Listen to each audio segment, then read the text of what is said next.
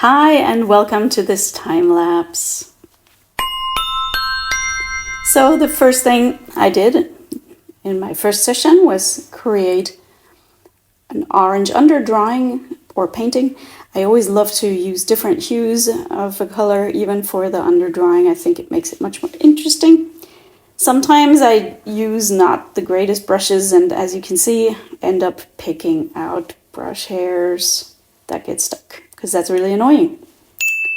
Then my second step was transferring a rough sketch. As you see, I had a photo reference and I had my human head on the Heron sketch. I'm using a water resistant, it's almost like an oil pastel. It's a coloring pencil that's not water soluble so that the acrylics won't muck it up.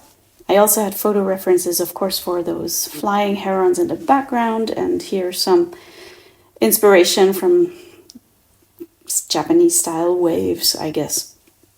Then I wasn't sure if that was going to be visible enough for me, so I used these wonderful acrylic markers. I love them. They're by Molotov, and they are refillable, which I absolutely love. So already step 4 then was I used rollers to create this background. The orange was still a little humid, so that's why you see me going with a blow dryer. I loved the effect of how actually some of the orange got taken back up and it got mixed into the blue a little bit. But for my second layer, I didn't want it, so I used it on a dry background. And I made sure to leave some of the orange. That's why I needed the rough sketch on the underpainting, so that I would leave that out. Also here I like to make variations in the color. Step 5 was the outline of the waves. I did that again with the Molotov acrylic marker, a white one, and I used it. I think I had to go over each line at least twice for it to be nice and opaque. And again, I had to blow dry. The acrylic paint wasn't entirely dry, and these markers really want to be used on a very entirely dry background. And my last step for that day was a first layer of acrylic paint for the waves, using quite a small brush because I wanted it to be pretty precise. And yeah, I needed several layers because the paint always dried up quite transparent. That concludes session 1. Session 2 then, I went back in for the waves. I needed another layer for it to become more opaque. And then of course came the heron. This is also all acrylic paint. And it was a little bit difficult to make sure I leave enough of the orange shine through because I wanted that glow effect. But I think it turned out well. I already had to use very small brushes because that face is actually quite small. I'm really looking forward to using bigger canvases. But I also enjoy painting more precisely, so that was good. Then also, of course, next step was the herons in the background. Just a first layer where things don't have to be that tight yet. This is all acrylics.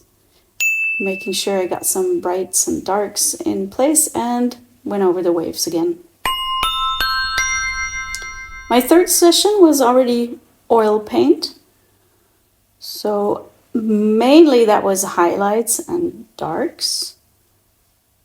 And of course a little bit more brightness in paint. Some cold paints, cold colors for the background things, and warmer colors for the foreground heron, the big heron. Again, mostly dark darks and bright brights.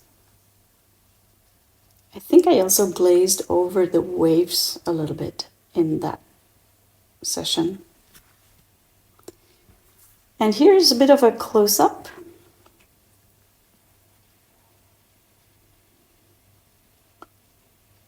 I'm pleased with it being painterly enough, but also precise enough to be pleasing to look at from up close.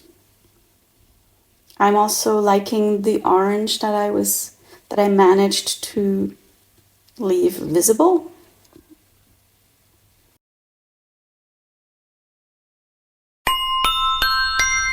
I'm calling it session 4 because I actually do make it a point to remove the tape, not directly after I think I finished the painting, because sometimes I will go back to the studio the day after and see some things, and then it's good to have to paint the tape on still.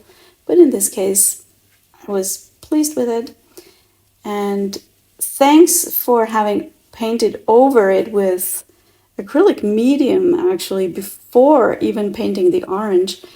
The tape could be removed very cleanly, and I had no bleeding under. And again, I'm showing you some close-ups. If you have any questions about this process, or if there's anything I can do better next time, if you think it goes too fast, let me know. Maybe next time I can slow down the videos. I'm not quite sure how the perfect velocity would be. So I'm open for your input.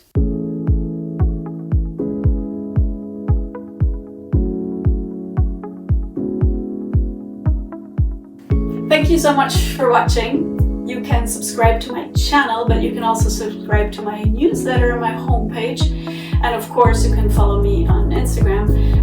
Soon I will sell originals, but I'm also selling prints, and I'm selling some of my art on products. And you will receive a coupon if you subscribe to my newsletter. So why don't you do that? Everything is linked, and I really hope to see you again